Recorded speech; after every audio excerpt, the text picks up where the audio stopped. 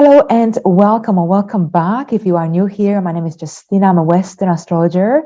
And in today's video, I'm going to talk about the November horoscope for your zodiac sign. And in this forecast, I will discuss the main astrological events that will take place in the month to come.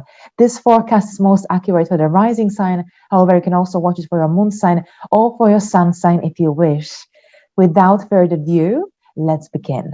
Hello, Taurus, and welcome to your horoscope for this coming month. That's November 2022. So here, as you can see, we've got a chart for the rising sign for Taurus.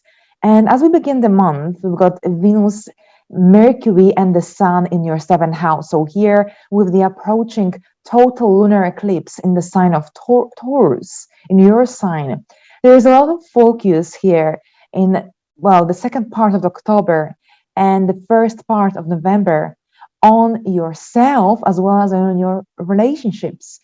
Now, as we begin the month, here the Sun is in your seventh house, Venus your ruler, and Mercury as well. So here Venus is combust along with Mercury, but here Venus is your ruler, so this impacts you directly. A planet is combust when it is within an 8.5 degree from the Sun. So here its influence is overpowered by the energy of the Sun. And here Venus is vulnerable, Venus is weak. So here, what does it mean for you? This means that temporarily here, Venus will be combust for the majority of November, but then as December comes, Venus will become more and more visible. So here, throughout November, you may have to put some of your goals, some of your desires, personal desires aside. And this is also related to any work-related matters, any ambitions, any ambitions, any objectives, because your focus will be required in your relationships as well as in your home sphere. Here, the Sun rules the fourth house of the home. So this is something to let you know, just on the side note. Now, as we begin the month, we've got these energies here centered in your relationship sphere. However, on the 8th, we've got the lunar eclipse, a total lunar eclipse in the sign of Taurus, in your sign at 16 degrees of Taurus. So pay attention if you have any placements at around 16 degrees of either Taurus or Scorpio, because this will be very important for you. Now, if your Sun is here, then this is likely to be a very important year for you, because here this lunar eclipse will influence the solar year, your solar year. So here, this lunar eclipse is connected to you, to your persona. There will be a shift of energy, change of direction even. Things will be happening quickly, suddenly, out of the blue, with Uranus being so present, so strong, aligning tightly with the moon. So here, this is likely to be already felt in October. This isn't kind of, even though the energies are kind of quite erratic, and there could be situations that happen out of the blue, perhaps your ideas might be quite unique, quite original as well. You might decide you want to do something that you wouldn't do otherwise in different circumstances. Changes to your appearance are also possible. A complete makeover when it comes to your style, when it comes to your hairstyle. This is definitely also the case for some Taurians, but of course also here a change of direction, even concerning your career, because here Uranus is the modern ruler of your 10th house of Uranus. So that could be definitely here the case. Now, we also have the Sun activated in your 7th house. So with a lunar eclipse, this isn't just about the area of life where the energies are present. This is also about the solar point. So the solar point is in the 7th house, and the 7th house is the first house of your significant other, of your business partner. So there are likely to be changes happening in their life as well that will directly influence your life. Right, so they might be also going through some career changes or some important, this could be anything connected to their personal life. That could be also the case. Right, so here now this eclipse is here on the 8th, and that's 16 degrees of Taurus. I'll discuss this eclipse more in depth in a couple of weeks closer to the date. Now, moving forward, around 16, 17, Venus and Mercury will move into your 8th house. So the 8th house is the house of transformation, regeneration. So during Sagittarius season, you might become more secretive, you might become more mysterious, you might be more interested in the matters concerning death or life after death. Generally, this kind of topics might be of your interest. At the same time, you might be lucky here, perhaps more towards the end of the month, when it comes to any investments. Generally, money that doesn't come through your income. Now, the reason I say perhaps more towards the end of the month, because Venus will be combust, especially until the 27th of November.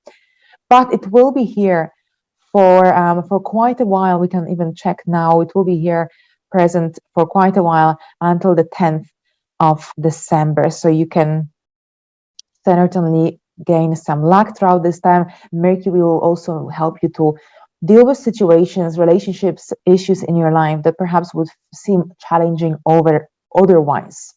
Now, on the 23rd, we've got a new moon in the sign of Sagittarius.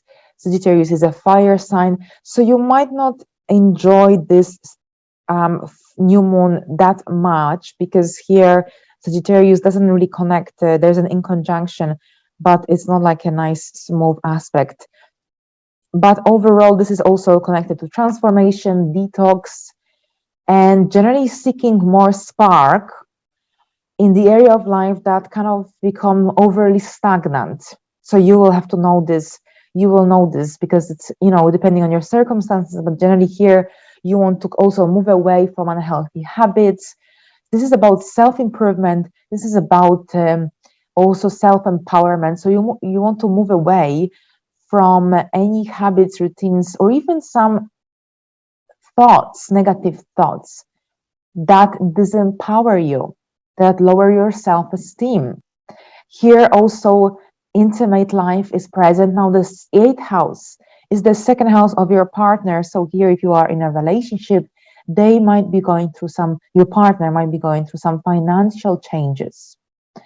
So that could be also the case. Now, here we also have Mars and Saturn trine. So we had this trine at the end of September. At that point, Mars was in a direct motion.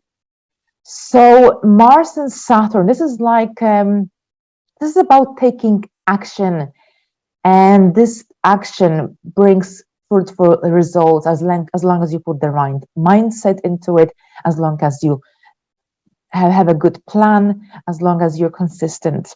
So that's all great. That's all Saturn and Mars. It's a really nice transit for really reaching your goals, objectives. Mars is currently retrograde, so you'll have to kind of put more effort, but this is a good time for returning into those ideas from the second part of September, especially the ones connected to finances, because that's where Mars is present.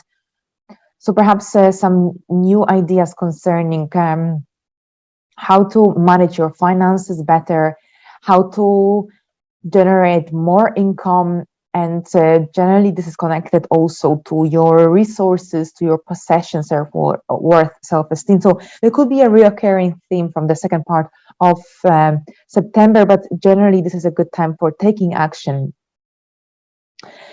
Now, here we've got also on the 25th, we've got Jupiter stationing direct, and Jupiter has been retrograde for quite a while. This retrograde was in 2 different signs, in the sign of Aries and in the sign of Pisces.